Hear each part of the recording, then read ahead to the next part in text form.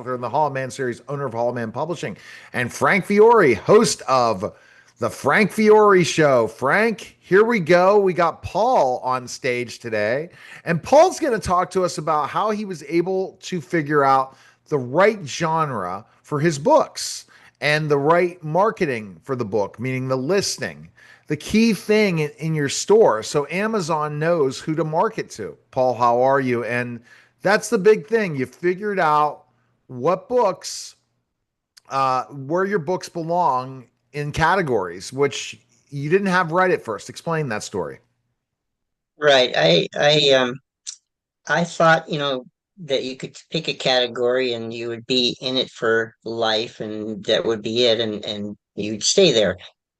What I started thinking about was what does my competition do? Right. So as y'all might know that I do a lot of espionage novels and so I started looking at who I thought my competitors were and the famous ones right off the hand that you think about are you know well, David Silva and John Le Carre, et cetera. So I looked at what they were doing, and I said, well, if they're in those categories and I'm not, maybe I could help myself by competing against those guys. Not saying, okay, I don't list first, maybe with those particular guys, but there are some others uh, that I would also want to look at to say, okay, people are sort of like within my realm of best-selling authors kind of thing of um, where I was at that point, I was in the 1,000 and 2,000 and 3,000 kind of Amazon rating, and so I went to AI and I uploaded my book, one of the books, and I said, please find me um, other books that are in this category that have a rating of between 1,000 and 30,000. Right. So I thought, okay, let's see what all those people were doing. And so I said, find me books that are equal to mine or is very similar to mine in the categories that I would think that they would be looking for. So I put in that it has to have a witty character in it, not so much love story, but a sort of a dark humor. It has to have espionage, uh, action and adventure and all those kinds of things in it. So they came back with a list of 20 or so, uh, and so I looked at Amazon and I went to Amazon and I said, okay, so this book does just my own reading from the little listing that they give you, the description of the book, and I said, well, this one really doesn't fit me, what I'm seeing from that description, and so I passed those, and I came up with the end score was about 7 or 8 books that I thought were, yeah, these are who I compete against because of reading and just doing your research in that, and so then I went to I had already had purchased a an AI kind of a tool that's called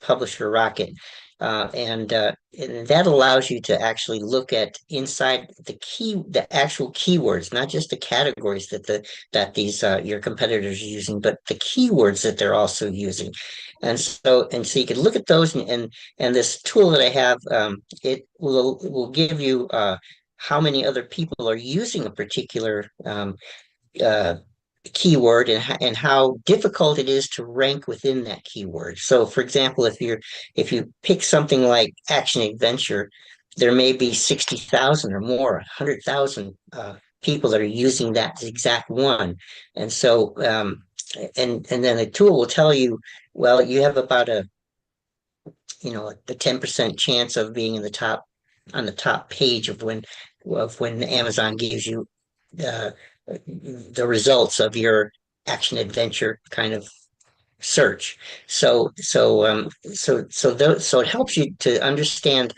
where you are, what your competitors are doing, and and how that you can improve your own rankings by just doing a little bit of research on what other people with similar books are doing. So, I find this really, really interesting because the fact is that you were able to uncover that stuff through AI. And so now what are you listed as? well, all of my books now, I've changed the not only the categories but the keywords as well. And now I'm in the 200 and 300 range as opposed to 2000 and 3000. So I have a much better chance of ranking, even with these bestseller guys, a better chance of ranking on the first couple of pages of an Amazon search for that. So it's not perfect, but it's in the range where I was always where I would always see myself as being there. Um, so as far as and there are a couple of things that you need to think about is that when I believe that a harder category might be romance to figure out where I stand and what I do, or maybe science fiction or something. I don't really know, but romance comes to mind. That it would be very difficult to look at what your competitors are because there are so many competitors, and so how do you stand out in somewhere where there's just basically millions of competitors, and so be sure that you understand who your audience is first, then who are my competitors, and then how can I compete with them? That's the road you have to take. So Yeah, and that road's and that's interesting because I mean, you who would have ever thought this, how you can make those changes. And here's the one thing I'm going to talk about, and Paul, I think you would agree. AI will never replace software as a service because the one you use, something Rocket is an unbelievable tool. You couldn't have used all that stuff using just AI. AI gave you the ideas, but people have to understand they have to purchase the other tools as well. yeah, I mean, I'm not saying go and run out and buy this thing or buy any other one like it, but I'm just saying that it helped me, and it helps people that I know to better position themselves at the start of marketing so that they can go ahead and then and do all the marketing that Neil does. But at least you're positioned correctly, I think correctly in against your competitors in that way that you can say, okay, I'm published and I'm situated correctly. I have the right categories, and one thing I'll say about the categories too is that there are a ton of ghost categories in Amazon, and what that means is that if you're listed in a ghost category, you will never be in any bestseller list at all because they just say a ghost is a ghost and they just put it off on the side and they don't represent you very well, and they don't do anything that there, and it's very hard to find a ghost category like that, but this particular tool will show you that whether what you're offering as a category may not be one that Amazon fully represents. So when you're publishing your book and you're looking at the categories within there, be prepared that you have already done your research to say that these are good categories and other people are using them. Don't come up with something like I don't even know, like maybe a foreign science fiction. I don't know, something strange that people would never. Left-handed basketball players, for example, okay, under 5 feet, right? So that would be me, but there you don't want a category like that, even though you imagine in the old days you could have been a number one bestseller in that category, okay, because they allowed it. But now they're watching all that. Their algorithm has changed and saying that, look, this isn't really a valid category. So if you want it, we'll accept it, but we're putting you on the side. We're not gonna do any. impromptu marketing for you, not going to do anything for. So be careful on that one thing there. So because people kind of seem to say my book is so different, it's going to be in a category all by itself, and so I'm going to invent a category. Yeah, Amazon will let you do that, but they put you in. It's like they'll forget you. You go down the drain before anybody else does. So. Absolutely. It's quite interesting where we go. Frank, anything to add before this podcast is over? It's good interview, really good information that we're definitely going to try with your books. Yeah, I like to try this tool and doing the similar things with what Paul does with his novels. And we got point is got to come up with the categories for my westerns. Westerns is just not enough, right, Paul? You got to get a little bit more detailed, and then look for your competitors.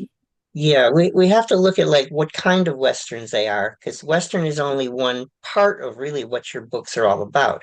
You have detectives in it, you have a lot of action with gunfights and things like that. I mean, there are a lot of things that go into the not just a Western. There's a whole big Yeah, um, ball around what you're doing.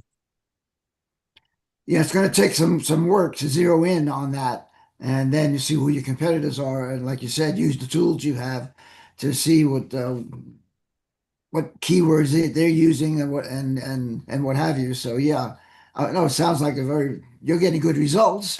So there's no reason why I couldn't get good results with zero in on my westerns and what they are and what categories they fit and who my competitors are in those categories, and then use the tools to do the proper keywords. So Yeah, yeah, and this is a good story about how AI can facilitate your research into any subject you want. And so it just has to know what you're looking for, how you're looking for it, and it's AI right now isn't sentient, so it's not going to think for you. It's going to collect everything that's out there on the internet now, and some of it might be true, some of it might be not true, et cetera, but it is a helpful guide to start at least do research for a creative thinking person, which most authors are creative thinking people. So it gives you that opportunity to say, hey, I want to improve my potential. I'm on the launch pad now, and I want to increase my potential for getting to space, right? So that's what AI did for me to really discuss and create what I determined was best for my books, for my platform. Okay. All good. right. All right. The HolomanSeries.com. Go to frankfiore.com to schedule a call with Storyworks. And I appreciate it, guys. Great conversation. That was